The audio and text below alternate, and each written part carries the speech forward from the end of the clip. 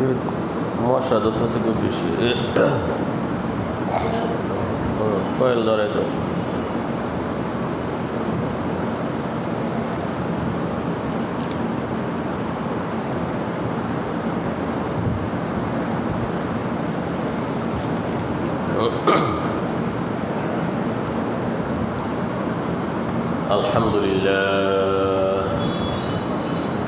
الحمد لله نحمده ونستعينه ونستغفره ونؤمن به ونتوكل عليه ونعوذ بالله من شرور أنفسنا ومن سيئات أعمالنا من يهده الله فلا مضل له ومن يضلل فلا هادي له واشهد ان لا اله الا الله وحده لا شريك له واشهد ان سيدنا وسندنا ومولانا محمدا عبده ورسوله صلى الله تعالى عليه وعلى آله وأصحابه وبارك وسلم تسليما كثيرا أما بعد فأعوذ بالله من الشيطان الرجيم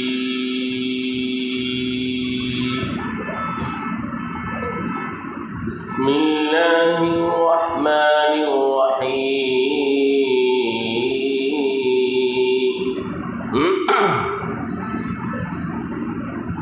كذبت قوم لوط المرسلين إذ قال لهم أخوهم لوط ألا تتقون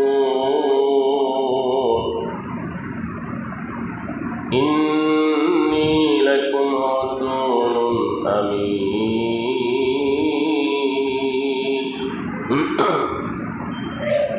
فاتقوا الله وأطيعون وما أسألكم عليه من أجر إن أجري إلا على رب العالمين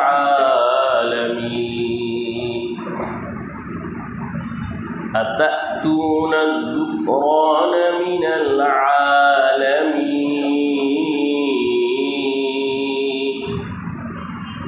وتذرون ما خلق لكم ربكم من أزواجكم بل أنتم قوم عادون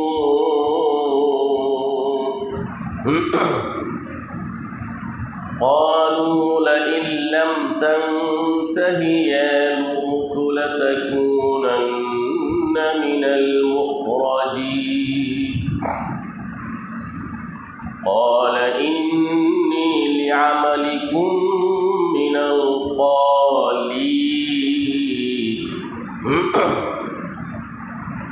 رب نجني وأهلي مما يعملون فنجيناه وأهله أجمعين إلا عجوزا في الغابرين ثم دمرنا الآخرين وأمطرنا عليهم مطرا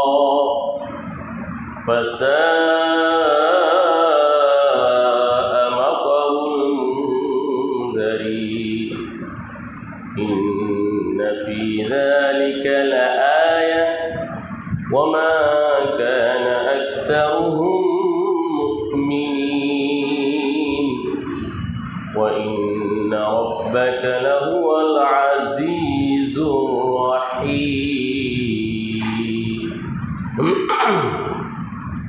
بارك الله لنا ولكم في القرآن العظيم ونفعنا وإياكم بالآيات والذكر الحكيم প্রাণ খুলে আমরা আন্তরিকভাবে অত্যন্ত ইখলাস নিষ্ঠার সাথে ইস্তিগফার পাঠ করি, নবী প্রেমে উজ্জীবিত হয়ে দুরূদ শরীফ পড়ি।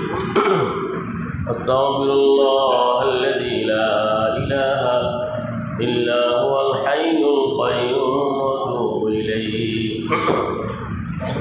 আস্তাগফিরুল্লাহাল্লাযী লা ইলাহা ইল্লা হুয়াল হাইয়ুল কাইয়্যুম ওয়া আতুবু ইলাইহি। আস্তাগফিরুল্লাহাল্লাযী লা ইলাহা ইল্লা হুয়াল হাইয়ুল কাইয়্যুম ওয়া আতুবু ইলাইহি। ولا حول ولا قوة إلا بالله العلي العظيم. اللهم صل على محمد وعلى آل محمد كما صليت على إبراهيم وعلى آل إبراهيم إنك حميد مجيد. اللهم بارك على محمد وعلى آل محمد كما باركت على إبراهيم وعلى آل إبراهيم إنك حميد مجيد. ديار يثرب ما كنت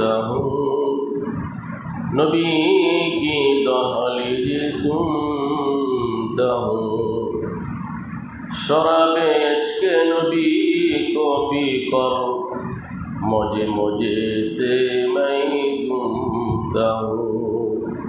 अल्लाहुम्मा सल्ली व सल्लिम व बारिक अलैहि. अल्लाहुम्मा इफ्तह अलैना हिकमतका وانشر علينا رحمتك يا ذا الجلال والإكرام. উপস্থিত সম্মানিত সুধীবৃন্দ, মহান আল্লাহ সুবহানাহু ওয়া তাআলা অশেষ মেহেরবানিতে অনুগ্রহে আসমানি সর্বশেষ সর্বশ্রেষ্ঠ মহাগ্রন্থ, শাশ্বত গ্রন্থ, আলোক গ্রন্থ কুরআনে কারীমের বরকতপূর্ণ তাফসিরে আসার সুযোগ আল্লাহ তাআলা আমাদেরকে দান করেছেন। খুশি হয়ে আনন্দিত হয়ে আমরা শুকরগুজার হই। সবাই সমবেত কণ্ঠে আমরা বলি আলহামদুলিল্লাহ। সমস্ত তারিফ, সমস্ত স্তুতিবাদ, সমস্ত গুণ কীর্তন একমাত্র আল্লাহর জন্য। সুখে দুঃখে আমরা আল্লাহরই প্রশংসা করব। সম্মানিত সুধী, আজকে আমাদের ধারাবাহিক তাফসীর সূরাতুশ শুআরা এর 160 নং আয়াত থেকে 175 নং আয়াত পর্যন্ত তেলাওয়াত করা হয়েছে। সূরাতুশ শুআরা এর 160 নং আয়াত থেকে 175 নং আয়াত পর্যন্ত নবম রুকুর তাফসীর হবে। অর্থাৎ আল্লাহর পয়গম্বর লূত আলাইহিস সালামের কাহিনী আলোচনা। বলেন আলহামদুলিল্লাহ। সম্মানিত সুধী, আজকের এই আধুনিক বিশ্বে আমাদের মাতৃভূমি প্রিয় বাংলাদেশে সবচেয়ে বেশি প্রয়োজন, অতি বেশি প্রয়োজন লূত আলাইহিস সালামের জীবনী কাহিনী আলোচনা করা। আপনারা জানেন লূত আলাইহিস সালাম, তার কওম, তার সম্প্রদায় সবচেয়ে বড় নোংরামি, সবচেয়ে নিচু কাজ, যেটা কোনো প্রাণীর মধ্যে পাওয়া যায় না, কোনো পশুর মধ্যে পাওয়া যায় না। সেই নোংরামির মধ্যে লিপ্ত ছিল, সমকামিতার মধ্যে। বলেন নাউযুবিল্লাহ। সম্মানিত সুধী, আল্লাহ সুবহানাহু ওয়া তাআলার পক্ষ থেকে লূত আলাইহিস সালাম তার সম্প্রদায়কে বিভিন্নভাবে বুঝিয়েছিলেন যে তোমরা এই গর্হিত অপরাধ, সমকামিতা, এই নিকৃষ্ট কাজ পরিহার করো, বর্জন করো। এক আল্লাহর প্রতি ঈমান আনো, পরকালকে বিশ্বাস করো। কিন্তু লূত আলাইহিস সালামকে তার জাতি বিভিন্নভাবে কষ্ট দিতে শুরু করলো। লূত আলাইহিস সালামকে বিভিন্ন হুমকি দিল। অবশেষে যখন কোনোভাবেই তারা আল্লাহর প্রতি ঈমান আনলো না, সমাজের মধ্যে এক ত্রাস জগৎ সৃষ্টি করলো। পুরুষে পুরুষে বিয়ে, পুরুষে পুরুষে সেক্স, যৌন চাহিদা পূরণ করে আল্লাহ সুবহানাহু ওয়া তাআলা এত রাগান্বিত হলেন। আল্লাহ সুবহানাহু ওয়া তাআলা মহা দয়া সাগর, পরম দয়ালু আল্লাহ তাআলা এত ক্ষিপ্ত হলেন, এত রাগান্বিত হলেন, লূত আলাইহিস সালামের জাতিকে পাথরের বৃষ্টি দিয়ে ধ্বংস করে ফেললেন। ফেরেশতারা পাথরের বৃষ্টি নিক্ষেপ করল। কোন ব্যক্তির উপর কোন পাথর পড়বে ওই পাথরের মধ্যে নাম লেখা ছিল। পাথরের বৃষ্টি দিয়ে ধ্বংস করে জিবরিল আলাইহিস সালাম পুরা বস্তি এলাকাটাকে আকাশ পর্যন্ত তুলে আবার উল্টিয়ে ফেলে দিলেন। বর্তমানে যেটাকে ডেড সি, মৃত সাগর হিসাবে মানুষ জানে, চিনে, আল্লাহ সুবহানাহু ওয়া তাআলা উপদেশ গ্রহণ করার জন্য এই ব্যবস্থা রেখেছে। তো আজকের এই আধুনিক বিশ্বে, আমাদের এই বাংলাদেশেও তথাকথিত যারা বুদ্ধিজীবী, তারা এই সমকামিতাকে পার্লামেন্টে, রাষ্ট্রীয়ভাবে সংসদে বিল পাশ করে, আইন করে সমাজের মধ্যে চালু করেছে। বলেন নাউযুবিল্লাহ। আমাদের এই আধুনিক বিশ্বে অনেক উন্নত দেশ, যাদের টাকা পয়সার কোনো অভাব নাই, জ্ঞান গরিমার কোনো অভাব নাই, উন্নত প্রযুক্তির কোনো অভাব নাই, তারা আজকে মহামারী, এই নোংরামি, সমকামিতার মধ্যে লিপ্ত। আর তারা জাহান্নামের আগুনের মধ্যে তারা আছে, তাদের অন্তর দাও দাও করে জ্বলতেছে, তাদের কোনো শান্তি নাই, কোনো তৃপ্তি নাই। তারা দুনিয়াতে তাকে, কিন্তু জাহান্নামের শাস্তি দুনিয়াতেই তারা ভোগ করতেছে। নাউযুবিল্লাহ। আসুন আমরা সরাসরি তাফসীরে চলে যাই। আউযু বিল্লাহি মিনাশ শাইতানির রাজীম। আমি পানা চাই আল্লাহর কাছে বিতাড়িত শয়তান থেকে।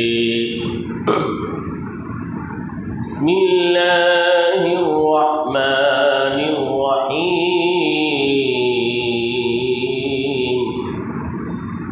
শুরু করছি অত্যন্ত দয়ালু, অতি মেহেরবান আল্লাহর নামের সাহায্য কামনা করে। কাযযাবাত কওমু লূতিনিল মুরসালিন। ইরশাদ হচ্ছে, লূত আলাইহিস সালামের সম্প্রদায় রাসূলগণকে মিথ্যা সাব্যস্ত করেছিল। ইয ক্বাল লাহুম আখুহুম লূতুন আলা তাত্তাকুন। যখন তাদের ভাই লূত আলাইহিস সালাম তাদেরকে বললেন, তোমরা কি সাবধান হবে না? তোমরা কি আল্লাহকে ভয় করবে না? আল্লাহর ভয়ে পাপাচার, নোংরামি, সমকামিতা বর্জন করবে না? শিরিক কুফর বর্জন করবে না? তোমরা কি আল্লাহর প্রতি ঈমান আনবে না? ইন্নী রাসূলুন আমিন, আমি তোমাদের কাছে বিশ্বস্ত রাসূল হিসাবে প্রেরিত হয়েছি। ফাত্তাকুল্লাহা ওয়া আতিউন, তোমরা আল্লাহকে ভয় করো, আমার আনুগত্য করো। ওয়ামা আসআলুকুম আলাইহি মিন আজর, আমি তোমাদের কাছে দাওয়াতের বিনিময়ে কোনো পারিশ্রমিক চাই না, কোনো বিনিময় চাই না। ইন আজরিয়া ইল্লা আলা রাব্বিল আলামিন, আমার বিনিময় একমাত্র বিশ্ব পালনকর্তা আল্লাহর জিম্মায়। বলে সুবহানাল্লাহ। সম্মানিত সুধী, লূত আলাইহিস সালাম তার জাতিকে দাওয়াত দিলেন। আল্লাহ তাআলা বলেন, লূত আলাইহিস সালামের সম্প্রদায় মিথ্যা বলল। লূত আলাইহিস সালামকে কোনো মানুষ রাসূল হিসাবে মেনেই নিল না। এই জন্য আল্লাহ তাআলা বলেন, যখন তোমাদের ভাই লূত তাদেরকে বলেছিল তোমরা কি পাপাচার বর্জন করবে না, ইয ক্বালা লাহুম আখুহুম লূতুন, তোমাদের ভাই লূত যখন বলেছিল। আমি যে বিষয়টির দিকে ইঙ্গিত করতেছি, আগেও নূহ আলাইহিস সালাম, হুদ আলাইহিস সালাম, সালেহ আলাইহিস সালাম, তাদের ব্যাপারে আল্লাহ তাআলা এই কথাই বলেছিলেন, যখন তোমাদের ভাই লূত, তোমাদের ভাই হুদ, তোমাদের ভাই সালেহ। সম্মানিত সুধী, কোরআনের বিভিন্ন আয়াতে নবী রসুলকে আল্লাহ তাআলা জাতির ভাই বলেছেন। ভাই, ভাতা, ভাই। নবী করিম সাল্লাল্লাহু আলাইহি ওয়াসাল্লাম ঐতিহাসিক মক্কা বিজয়ের সময়, যখন মক্কা বিজয় হয়ে গেল, দলে দলে কাফের মুশরিক নারী পুরুষ, জঘন্য নগণ্য সব ধরনের মানুষ যখন এসে ইসলামের সুশীতল ছায়ায় আশ্রয় নিতে লাগলো, আল্লাহ নবী খানায় কাবার দরজায় দাঁড়িয়ে তখন এক ভাষণ দিয়েছিলেন, হে আমার ভাইয়েরা, হে আমার ভাইয়েরা। মক্কা বিজয়ের ঐতিহাসিক ভাষণে আল্লাহ নবী বলেছিলেন, হে আমার ভাইয়েরা। আল্লাহ সুবহানাহু ওয়া তাআলা কোরআনে কারিমে নবী রাসূলকে বলেছেন তোমাদের ভাই। আল্লাহ তাআলা কোরআনে সূরা হুজুরাতের মধ্যে বলেছেন, ইন্নামাল মুমিনুনা ইখওয়া, মুমিনগণ পরস্পরে ভাই ভাই। একজন মুমিন আরেকজনের ধর্মীয় ভাই। কিন্তু কোথায় থেকে এখন আমাদের সমাজে শুরু হয়ে গেল বাবা বাবা, অমুক বাবা তমুক বাবা, ল্যাংটা বাবা, পাগলা বাবা, এই বাবা সেই বাবা। এই বাবা ইহুদি খ্রিস্টান বিজাতি ও মুসলিমদের থেকে ধার করে খুব কৌশলে আনা হয়েছে ইসলামকে ধ্বংস করার জন্য। ইসলামে বাবার কোনো জায়গা নাই, ভাই। আল্লাহ নবী বলেছিলেন আমার ভাইয়েরা, আল্লাহ বলেছেন তাদের ভাই। কোরআনে বলেছেন মুমিন মুমিনের ভাই। বাবা আনলেন কোথায় থেকে? এই যে বাবা ও মুসলিমরা, সনাতন ধর্মের অনুসারী যারা, হিন্দু ধর্মের অনুসারী যারা, তারা নিচে মা। আর আমাদের দেশের কিছু মানুষ যারা বিপদগামী, লাঞ্ছুত, সিরতে মুস্তাকিম থেকে তারা বিচ্ছিন্ন হয়ে গেছে, তারা বানাইছে বাবা। পথগামী, বেদাতি, শিরকের মধ্যে লিপ্ত, পাপাচারে লিপ্ত এক শ্রেণীর মানুষ, তারা কিছু মানুষকে বাবা হিসাবে নির্ধারণ করেছে। আর অমুসলিম হিন্দু সম্প্রদায় তারা গাভীকে, বিভিন্ন প্রাণীকে মা হিসাবে নির্ধারণ করছে। হিন্দুরা নিয়ে গেছে মা, আর আমাদের বাংলাদেশে কিছু লাঞ্ছিত পথভ্রষ্ট যারা, তারা কিছু ব্যক্তিকে বাবা বানাইছে, খালি বাবা বাবা, অমুক বাজার, অমুক বাবার মাজার, অমুক বাবার দরবার, অমুক বাবা।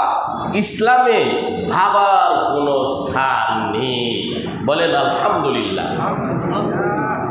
বাবা হবে কেন? সম্বোধনে বলতে হবে ভাইয়েরা, বাবা না। আর কোনো ব্যক্তি বাবা হয় না, ভাই হয়। এটা হলো কোরআনের শিক্ষা। যাক, লূত আলাইহিস সালাম তাদেরকে বললেন, ফাত্তাকুল্লাহা ওয়া আতিউন, আল্লাহকে ভয় করো, সকল পাপাচার বর্জন করো, আমাকে অনুসরণ করো। কোরআনের যত জায়গায় ভয়ের কথা আছে, আল্লাহকে ভয় করো, এর অর্থ হলো পাপাচার, অন্যায়, নাফরমানি ছেড়ে আল্লাহকে ভয় করো। আমাদের সমাজে অনেক মানুষ আছে বলে আল্লাহকে ভয় করি, কিন্তু যখন বিয়ে অনুষ্ঠান, মেয়ের বিয়ে হবে, ছেলের বিয়ে হবে, তখন গায়ে হলুদ অনুষ্ঠান করে, করে কি করে না? আমাদের সমাজে বলে আমি আল্লাহকে ভয় করি, কিন্তু গায়ে হলুদ অনুষ্ঠান করে। মুসলমানের বিয়ের মধ্যে গায়ে হলুদ নামে কোনো নোংরামি, কোনো জিনার বাজার গরম করার কোনো সুযোগ নাই। আমাদের সমাজে অনেক মানুষে বিয়ের পরে অনুষ্ঠান করে, যেটাকে বলা হয় পলিমা, তারা বলে বৌবাদ। নাউজুবিল্লাহ, বৌবাদ। এখানে একজন টেবিল নিয়ে বসে থাকে, তালিকা করা হয়, আর ভদ্রলোকগণ গিফট দেয়। এটা সম্পূর্ণ ইসলামের দৃষ্টিতে নোংরামি নিষিদ্ধ। আজকে আলোচনার সামনে আসতেছে, সুযোগ থাকলে করব। মেহমান, মেহমান সম্মানিত ব্যক্তি। মেহমানকে মানুষের সামনে তুচ্ছ তাচ্ছিল্যের দৃষ্টিতে অপমান করা যাবে না। মেহমানের কদর অনেক বেশি।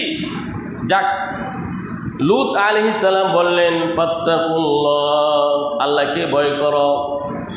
সকল এলেম, সকল আমলের যে মূল তাকাজা, চাহিদা, সেটা হলো আল্লাহর ভয়। একজন মানুষের মধ্যে যদি আল্লাহর ভয় থাকে, ওই ব্যক্তি সোনার মানুষে পরিণত হয়ে যায়।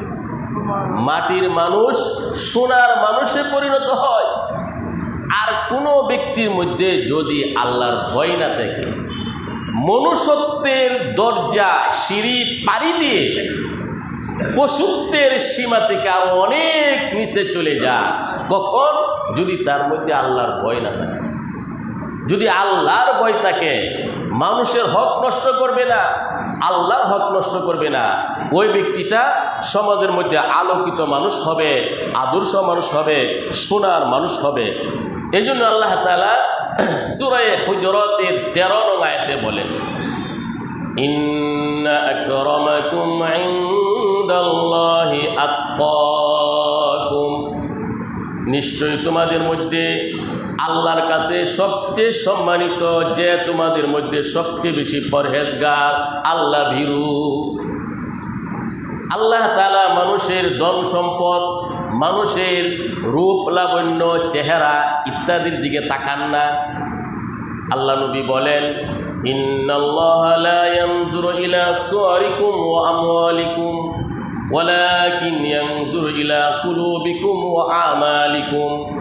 আল্লাহ তাআলা তোমাদের ধন সম্পদ, তোমাদের আকৃতি, চেহারা, কে লাল চামড়ার অধিকারী, কার চামড়া কালো, এটা আল্লাহ দেখেন না। আল্লাহ দেখেন তোমাদের আমল, তোমাদের অন্তরের অবস্থা, অন্তরটা কেমন ফ্রেশ, কেমন স্বচ্ছ। নবীজিকে জিজ্ঞেস করা হলো, আইয়ুন নাসি আকরাম, সবচেয়ে সম্মানিত মানুষকে? আল্লাহ নবী বললেন, আত্তাকুম, তোমাদের সমাজের সবচেয়ে বেশি পরহেজগার যে, যার মধ্যে আল্লাহর ভয় যে পরিমাণ আছে, সে হলো আল্লাহর কাছে সেই পরিমাণ সম্মানিত। বলেন সুবহানাল্লাহ।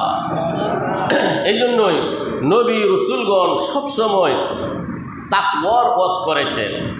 কোরআনে কারিমের মধ্যে আল্লাহ তাআলা 3টি আয়াত দিয়েছেন।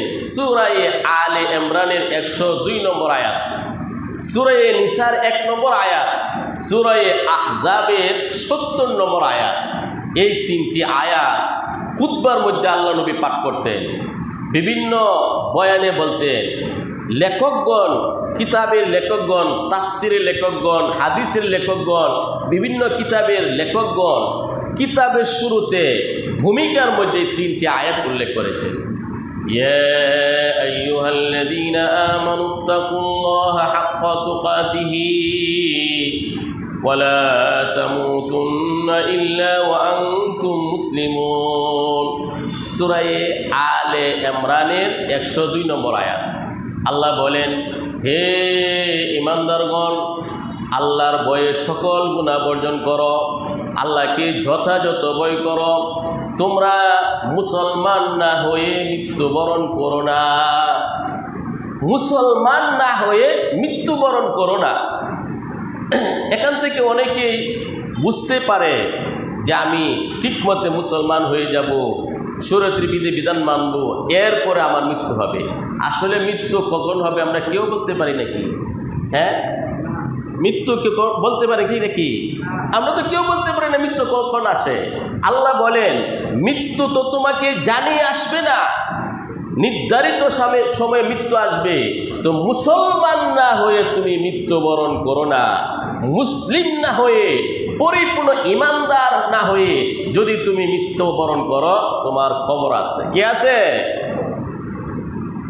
3 ব্যক্তি একসাথে বসলো। একজনে বলল, যখন মাস শুরু হয়ে যায় তখন আমি মনে করি এই মাসে আমার হয়তো মৃত্যু হয়ে যাবে। দ্বিতীয় ব্যক্তি বলল, যখন সপ্তাহ শুরু হয় তখন আমার মনে হয় এই সপ্তাহের মধ্যে আমার মৃত্যু হয়ে যাবে। তৃতীয় ব্যক্তি বলল, আরে কি বলেন, মৃত্যু তো আমাদের হাতে না, মৃত্যু তো আল্লাহর হাতে। আমরা জানি না এক মুহূর্তের মধ্যেও তো মৃত্যু আসতে পারে। চোখের এক ফলক মারার পর আরেকটা ফলক ফাঁকি মারতে পারবো কি পারবো না আমরা বলতে পারি নাকি? আমাদের এই জামার একটা গ্যারেন্টি আছে, টুপির গ্যারেন্টি আছে, এই টেবিলের একটা গ্যারেন্টি আছে, ফ্যানের একটা গ্যারেন্টি আছে। আমাদের জীবনের কোনো গ্যারেন্টি নেই, আছে নাকি? এই জন্য সবসময় ইমানি হালতে থাকা, মুসলিম অবস্থায় থাকা। খুব দুঃখ লাগে। আজকে জুমার নামাজে যখন আমি যাই, দৃষ্টিতে পড়েছে অনেক মানুষ, সমাজের যুবক, বৃদ্ধ, কি যেন এক নজর চেয়ে দেখতেছে, টক ধরে চেয়ে আছে। বক্সের মধ্যে কি যেন দেখে। এই অবস্থায় যদি মৃত্যু হয়ে যায়, কত ভয়াবহ তার জন্য হবে অবস্থা।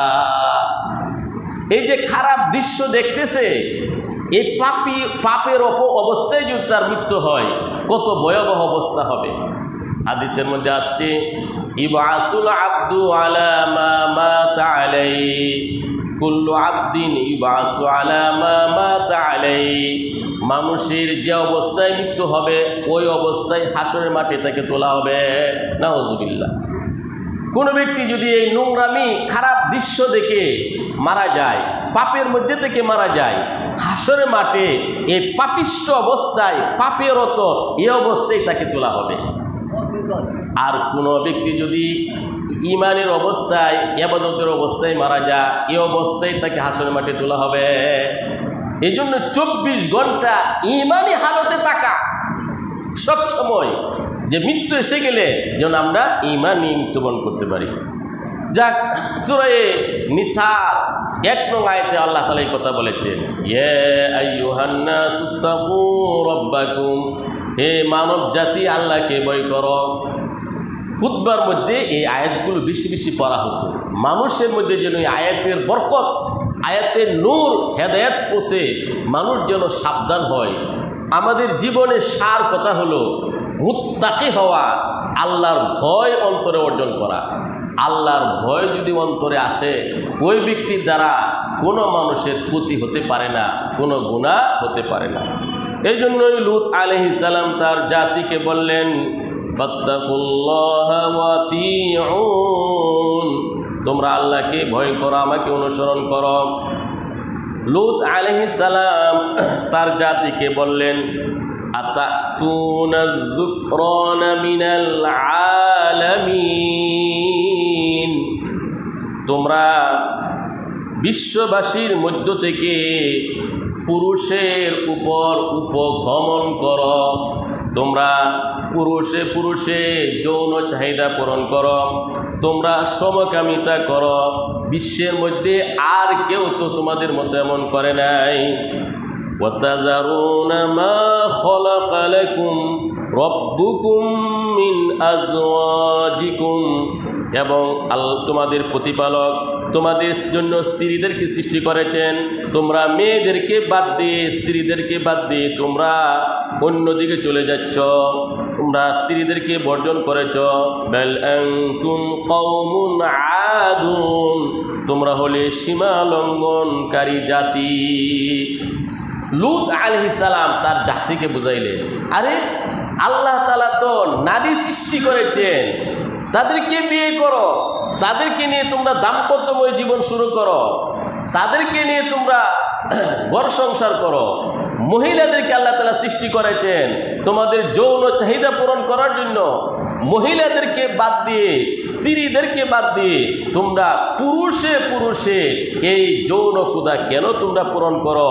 এই সমকামিতা তোমরা কেন করো? তোমরা তো সীমা লঙ্ঘনকারী জাতি। লূত আলাইহিস সালামের জাতি লূত আলাইহিস সালামকে হুমকি দিল, ক্বালু লাইন লাম তানতাহি ইয়া লূত লাতাকুনান্না মিনাল মুখরাজিন।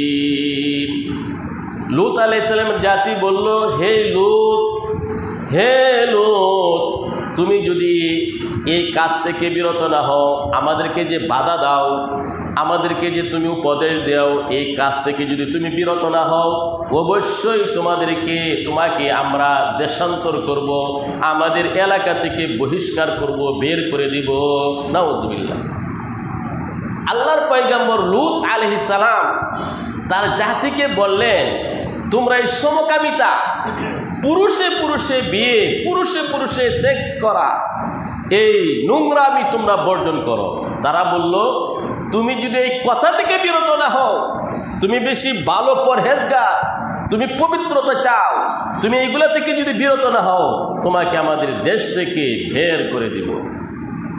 ক্বালা ইন্নী লিআমালিকুম মিনাল ক্বালিন। লূত আলাইহিস সালাম বললেন, তোমাদের এই গর্হিত অপরাধকে আমি ঘৃণা করি। লূত আলাইহিস সালাম বললেন, তোমরা যে পুরুষে পুরুষে সমকামিতা করো, এটাকে আমি ঘৃণা করি। রব্বি নাজ্জিনি ওয়া আহলি মিম্মা ইয়া'মালুন। লূত আলাইহিস সালাম আল্লাহর কাছে বললেন, হে আমার রব, হে আমার প্রতিপালক, আমাকে, আমার পরিবার পরিজনকে মুক্তি দাও, তারা যে কুকর্ম করে, খারাপ কাজ করে সে থেকে, তা থেকে। আল্লাহ বলেন, ফানাজ্জাইনাহু ওয়া আহলাহু আজমাইন। আমি লূত আলাইহিস সালাম এবং তার পরিবারকে আমি মুক্ত করলাম, নাজাত দিলাম এই আযাব থেকে। ইল্লা আজুজান ফিল গাবিরিন, তবে এক বৃদ্ধা মহিলা ব্যতীত, তার স্ত্রী ব্যতীত, সে ধ্বংসপ্রাপ্তদের অন্তর্ভুক্ত হয়ে গেল।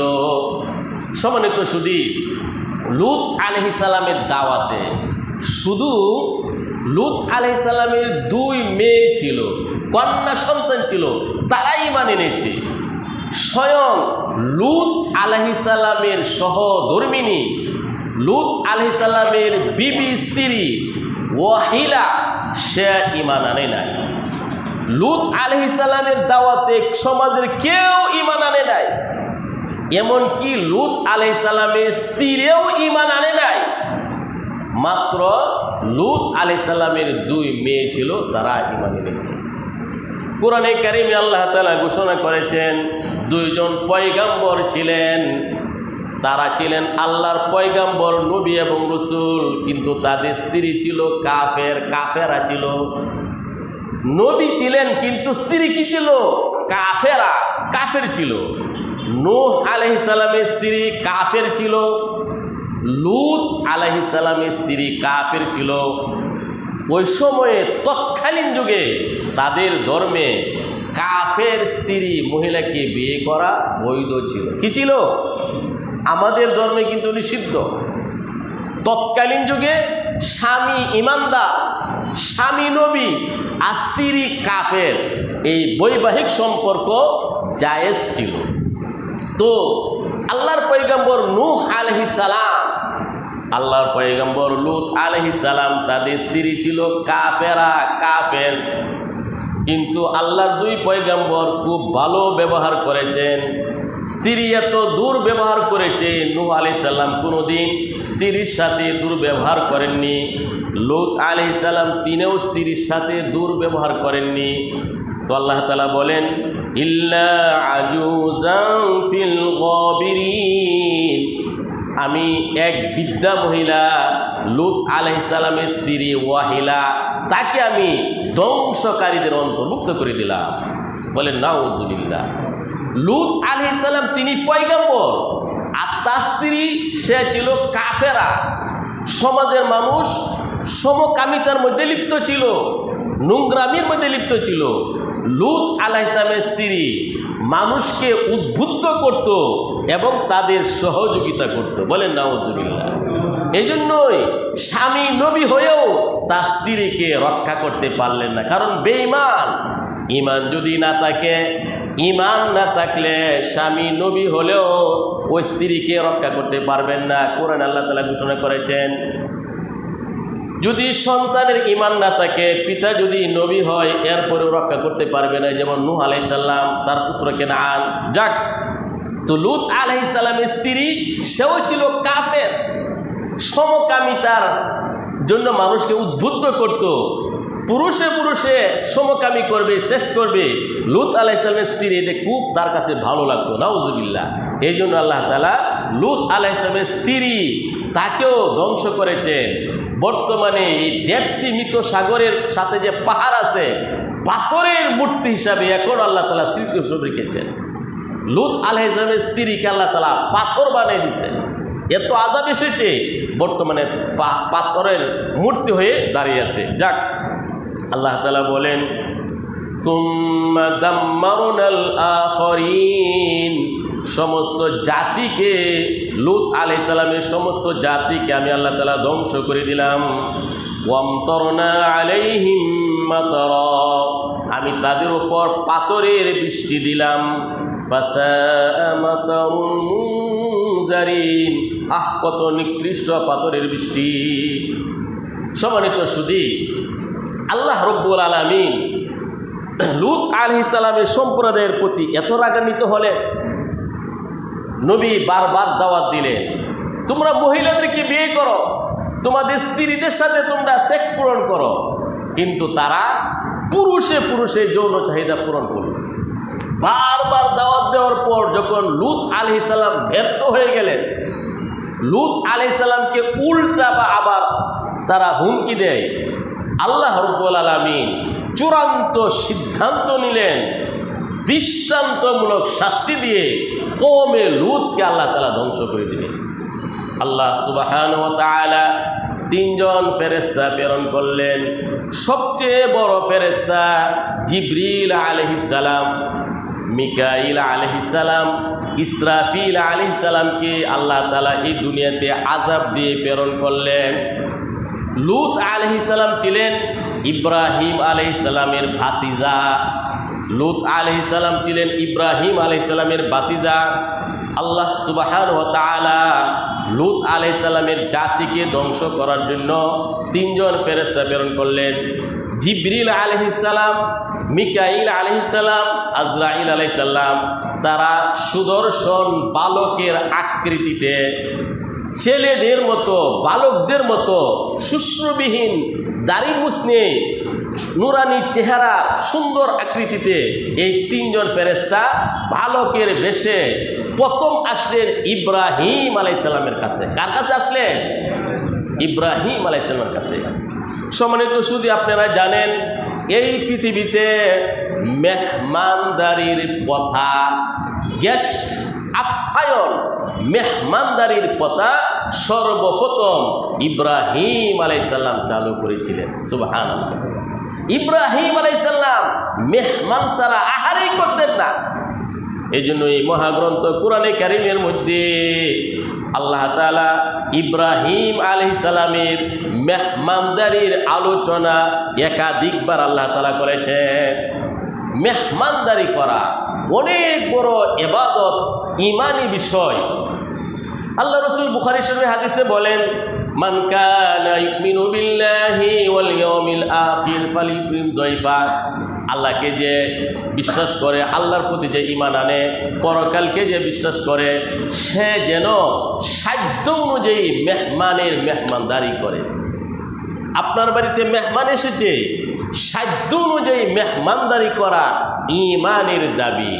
যদি মেহমানদারি তার সাধ্য অনুযায়ী কেউ না করে, বোঝা গেল ঈমানের ত্রুটি আছে। কি আছে?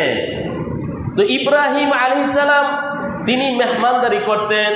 ইব্রাহিম আলাইহিস সালামের মেয়েরা বাড়িতে গিয়ে বলল, আব্বাজান, 3 জন সুদর্শন বালক এসেছে, খুব সুন্দর, এত সুন্দর বালক আমরা জীবনেও দেখি নাই। ইব্রাহিম আলাইহিস সালাম দরজা দিয়ে তারা ভিতরে প্রবেশ করলো। ইব্রাহিম আলাইহিস সালাম তার স্ত্রীকে কানাকানি করে বললেন, খুব দ্রুত তাদের জন্য খাবার প্রস্তুত করো। ইব্রাহিম আলাইহিস সালাম হৃষ্টপুষ্ট একটি বাছুর ভুনা করলেন। আস্তা বাছুর ভুনা করে এই 3 জন মেহমানের সামনে যখন দিলেন, ইব্রাহিম আলাইহিস সালাম খাবারের জন্য হাত বাড়ালেন। এই 3 জন মেহমান তারা হাত বাড়ায় না। ইব্রাহিম আলাইহিস সালাম ভয় পেয়ে গেলেন। তৎকালীন যুগে প্রচলন ছিল, প্রথা ছিল, মেহমান যদি খাবার গ্রহণ না করে শত্রু মনে করা হতো। মেহমানের সামনে খাবার দেওয়ার পর, খাবার রাখার পরে মেহমান যদি খাবার খেতে অস্বীকৃতি জানায়, খাবার গ্রহণ না করে, বর্জন করে, তখন কথা ছিল যে সে হলো দুশ্মন, শত্রু। ইব্রাহিম আলাইহিস সালাম এই 3 জন সুদর্শন বালক মেহমান মনে করে ভুনা করা একটি বাছুর যখন তাদের সামনে রাখলেন, ইব্রাহিম আলাইহিস সালাম দেখলেন তারা হাত বাড়ায় না। ইব্রাহিম আলাইহিস সালাম ভীত হয়ে গেলেন, ভয় পেয়ে গেলেন। ব্যাপার কি? মনে মনে ভাবলেন, তারা কি আমার শত্রু নাকি?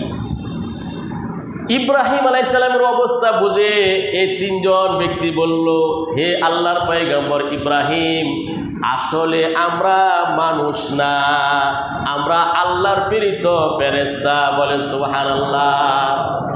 আমি জিবরিল, তিনি হলেন মিকাইল, আর তিনি ইসরাফিল। আমরা 3 ফেরেশতা আসছি।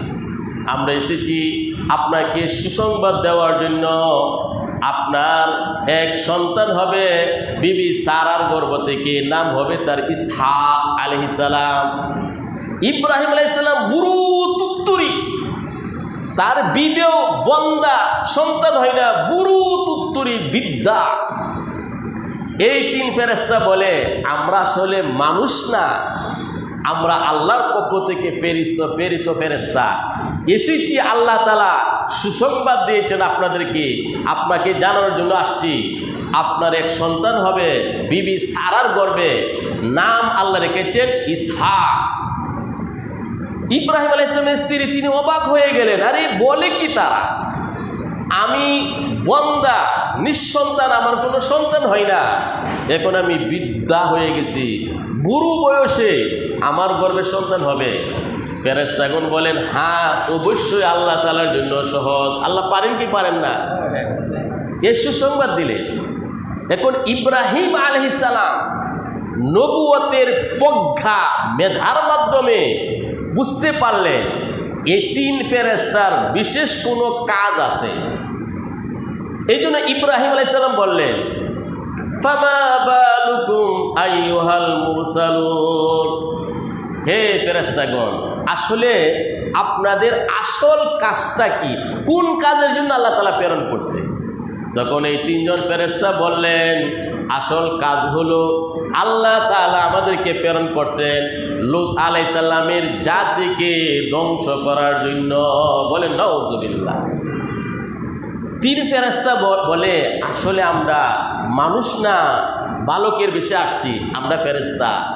আল্লাহ তাআলা আমাদেরকে দায়িত্ব দিয়েছেন লূত আলাইহিস সালামের পুরা এলাকাকে পাথরের বৃষ্টি দিয়ে আমরা ধ্বংস করব, এরপরে এলাকাটা উপরে তুলে উল্টে দিব, মৃত সাগর হয়ে যাবে। ইব্রাহিম আলাইহিস সালাম তিনি তো পয়গম্বর ছিলেন, আল্লাহ তাআলার কাছে কান্নাকাটি শুরু করে দিলেন, মুনাজাত করতে শুরু করলেন, মুনাজাত ধরলেন, আল্লাহ রব্বুল আলামিন, না না না, আপনি এদেরকে ধ্বংস করবেন না, এদেরকে মাফ করে দেন। কোরআন আল্লাহ তাআলা বলেছেন, আল্লাহর সাথে এত বেশি কান্নাকাটি করেছেন ইব্রাহিম আলাইহিস সালাম, আয় আল্লাহ, এই কঠিন শাস্তি দিয়ে এদেরকে ধ্বংস করো না, কারণ তাদের মধ্যে নাবালেগ ছেলে মেয়ে আছে, বৃদ্ধ নারী পুরুষ আছে, পুরা এলাকাটাকে আপনি ধ্বংস করে দিবেন। আল্লাহ, না না না, আপনি ধ্বংস করবেন না। আল্লাহ বলেন, ইব্রাহিম, এটা আমি আল্লাহ তাআলার চূড়ান্ত সিদ্ধান্ত, এটা পরিবর্তন হবে না। ইব্রাহিম, আপনি অন্য কিছু বলেন, এটা পরিবর্তন করা যাবে না। সম্মানিত সুধী, এই তিন বালক ইব্রাহিম আলাইহিস সালামের কাছ থেকে লূত আলাইহিস সালামের এলাকায় চলে গেল। ফেরেশতা তিনজন অসাধারণ সৌন্দর্যের অধিকারী, দাড়ি নাই, মুছ নাই। আর লূত আলাইহিস সালামের জাতি তো ছেলেদের সাথে কুকর্ম করে, সমকামিতা করে। এই তিনজন ব্যক্তি যখন লূত আলাইহিস সালামের বাড়িতে মেহমান হলো, কি হলো? মেহমান। লূত আলাইহিস সালাম জানেন না যে তারা ফেরেশতা। লূত আলাইহিস সালাম মেহমান মনে করে আপ্যায়নের ব্যবস্থা করলেন। আর লূত আলাইহিস সালামের স্ত্রী এলাকাতে জানিয়ে দিল, এই আসো, তাড়াতাড়ি আসো, আমাদের বাসায় সবচেয়ে সুদর্শন, লাবণ্যময় চেহারা, অসাধারণ সৌন্দর্যের তিনটা বালক আসছে মেহমান হিসেবে। এমন সুন্দর চেহারা আর কোনোদিন তোমরা দেখো নাই। লূত আলাইহিস সালামের স্ত্রী যখন এলাকাতে জানিয়ে দিল, এলাকার জনগণ হই হুল্লোড় করে সবাই লূত আলাইহিস সালামের বাসা ঘেরাও করলো। বলেন নাউজুবিল্লাহ। লূত আলাইহিস সালাম তাদেরকে খাবার দিলেন, খাবার গ্রহণ করলো না। লূত আলাইহিস সালাম তিনি অনুভব করতে লাগলেন তার বাসার চতুর্পার্শ্বে তার জনগণ, তার জাতি এসেছে এই মেহমানের সাথে খারাপ কাজ করার জন্য। বলেন নাউজুবিল্লাহ। লূত আলাইহিস সালাম ভয় পেয়ে গেলেন, আমার মেহমানকে আমার সামনে তারা লাঞ্ছিত করবে, অপদস্থ করবে, মানহানি করবে, আমি কিভাবে সহ্য করব? আয় আল্লাহ, আমার যদি কোনো শক্তি থাকতো, আমার যদি কোনো বল থাকতো, আমার সম্মানিত মেহমানকে আমি হেফাজত করতাম। আমার সামনে আমার মেহমানের মানহানি হবে, আমি কিভাবে সহ্য করব? লূত আলাইহিস সালাম পেরেশান হয়ে গেলেন। তখন এই তিন বালককে বলল, হে আল্লাহর পয়গম্বর লূত, আসলে আমরা বালক না। বলেন আল্লাহু আকবার। আমরা আল্লাহর তিন ফেরেশতা। আল্লাহ আমাদেরকে প্রেরণ করেছেন আপনার এই পুরা জাতিকে ধ্বংস করার জন্য। লূত আলাইহিস সালামকে বললেন, আপনি আপনার দুই মেয়েকে নিয়ে রাত্রেবেলা চলে যাবেন, পিছনে যতই চিল্লি আর্তনাদ আর কান্নাকাটি হোক, আপনি পিছনের দিকে তাকাবেন না, পিছনে যে তাকাবে সে আযাবে লিপ্ত হয়ে যাবে। আল্লাহ রাব্বুল আলামিন আযাব প্রেরণ করলেন। লূত আলাইহিস সালাম রাত্রেবেলা রওনা হলেন তার দুই মেয়েকে নিয়ে, তার স্ত্রীকে নিয়ে। তখন যখন আযাব শুরু হলো, তার স্ত্রী তাকালো, তার স্ত্রী পাথরের আঘাতে পাথর হয়ে গেল, এখনো পাথর হিসাবে আছে। যাক, সর্বপ্রথম আল্লাহ তাআলা উপর থেকে ফেরেশতার মাধ্যমে পাথরের বৃষ্টি দিলেন। প্রত্যেকটা পাথরের মধ্যে লেখা ছিল কোন কাফের উপর কোন পাথরটা পড়বে। দেখা গেছে যে পাথরের নাম, যে পাথরের লেখা, যে পাথর, ওই কাফের উপর এটা পড়ছে। সর্বপ্রথম আল্লাহ তাআলা পাথরের বৃষ্টি দিয়ে লূত আলাইহিস সালামকে ধ্বংস করলেন। কেমন মনে করেন? যখন পাথরের বৃষ্টি শুরু হয়েছে, পাথরের বৃষ্টি যখন শুরু হয়েছে, এই কওমে লূত তারা চিল্লি হাও মাও কান্নাকাটি শুরু করে দিচ্ছে। পাথরের বৃষ্টিতে ধ্বংস করার পরে জিবরিল আলাইহিস সালাম পুরা এলাকাটাকে জিবরাইল সালামের পাকা দিয়ে তলে ধরলেন, মাটির তলে ধরার পরে একদম আকাশ পর্যন্ত তুললেন। কোন পর্যন্ত তুললেন? আকাশ পর্যন্ত। আকাশের ফেরেশতারা মুরুগে ডাকতেছে, আওয়াজ শুনলেন। কুকুরে ডাকতেছে, আওয়াজ শুনলেন। গ্লাসের মধ্যে পানি ছিল, ওইটা এই অবস্থায় ছিল। কাপের মধ্যে চা ছিল, এই অবস্থায় ছিল। আকাশ বরাবর তুলে আবার উল্টাবা ফেলে দিলেন। মৃত সাগর হয়ে গেল। যেটাকে বলা হয় কি? Dead Sea. এটা আল্লাহর আযাব। সম্মানিত সুধী, লূত আলাইহিস সালামের সম্প্রদায় এই সমকামিতা পাপে লিপ্ত থাকার কারণে আল্লাহ সুবহানাহু ওয়া তাআলা এত রাগান্বিত হলেন, এত ক্রোধান্বিত হলেন, ক্ষিপ্ত হলেন, পাথরের বৃষ্টি দিয়ে তাদেরকে ধ্বংস করে পুরো এলাকাটাকে উল্টে মৃত সাগর হিসাবে ইতিহাস সৃষ্টি করে দিলেন। আজকের এই আধুনিক বিশ্বে যাদের টাকা পয়সার কোনো অভাব নাই, জ্ঞান গরিমার কোনো অভাব নাই, তথ্য প্রযুক্তির কোনো অভাব নাই, আমেরিকা, ব্রিটেন, ফ্রান্স, জার্মান, ওই সমস্ত দেশে পার্লামেন্টে বিল পাস করেছে সমকামিতা বৈধ। বলেন নাউজুবিল্লাহ। একটা পার্লামেন্টে যদি সমকামিতা বৈধতার ঘোষণা হয়, সমাজে কি পরিমাণ সমকামিতা হবে? আমাদের এই প্রিয় মাতৃভূমি বাংলাদেশ, আলেম ওলামা, ফির মাশায়েখ, আল্লাহর ওলি, ইমানদারদের অধ্যুষিত এলাকা। আমাদের এই দেশেও বিজাতিদের টাকাকে তারা বিভিন্ন এনজিওদের কাছ থেকে মোটা অঙ্কের কোটি কোটি মিলিয়ন মিলিয়ন টাকাকে সমকামিতা এই দেশে চালু করার জন্য তারা প্রচেষ্টা চালিয়ে যাচ্ছে। বলেন নাউজুবিল্লাহ। আমাদের দেশে যারা শাসক গোষ্ঠী, টাকাকে তারা বলে চলো আধুনিক হিসাবে, তারা আধুনিকতার পরিচয় দিয়ে নোংরামি তারা চালু করতে চায়। এই জন্য আমাদেরকে সজাগ থাকতে হবে এবং খুব তৎপর থাকতে হবে এই সমস্ত নোংরামি যেন আমাদের সমাজে প্রবেশ করতে না পারে। আল্লাহ তাআলা আয়াতের শেষে বলেন, ইন্না ফি যালিকা লাআয়া। এই কাহিনীর মধ্যে অনেক শিক্ষা রয়েছে। এই যে লূত আলাইহিস সালামের জাতি সমকামী, তাদেরকে পাথরের বৃষ্টি দিয়ে আল্লাহ তাআলা ধ্বংস করে পুরা এলাকাটাকে উপর করে ফেলে মৃত সাগর হিসেবে ঘোষণা করলেন ডেড সি। এখানে ইন্না ফি যালিকা লাআয়া, অনেক শিক্ষা রয়েছে। ওমা কানা আকসারুহুম মুমিনিন, কিন্তু অধিকাংশ তারা মুমিন না। ওয়া ইন্না রাব্বাকা লাহুয়াল আজিজুর রহিম, নিশ্চয় হে নবী আপনার প্রতিপালক মহা পরাক্রমশালী, অত্যন্ত দয়ালু। ইমানদারের জন্য আল্লাহ তাআলা অত্যন্ত দয়ালু, কাফের মুশরিকের জন্য আল্লাহ তাআলা অত্যন্ত কঠোর। আল্লাহ তাআলা আমাদের সবাইকে, আমাদের সমাজকে, আমাদের প্রিয় মাতৃভূমি বাংলাদেশকে, গোটা বিশ্বকে গর্হিত অপরাধ, নোংরামি, সমকামিতা থেকে আল্লাহ তাআলা আমাদের যুব সমাজকে, আমাদের সমাজকে হেফাজত করুন। আমিন। আল্লাহ তাআলা আমাদের সবাইকে সঠিক বোঝার আমল করার তৌফিক দান করুন। সুবহানাল্লাহি বিহামদি, আশহাদু আল্লা ইলাহা ইল্লা আনতা, আস্তাগফিরুকা ওয়া আতুবু ইলাইক।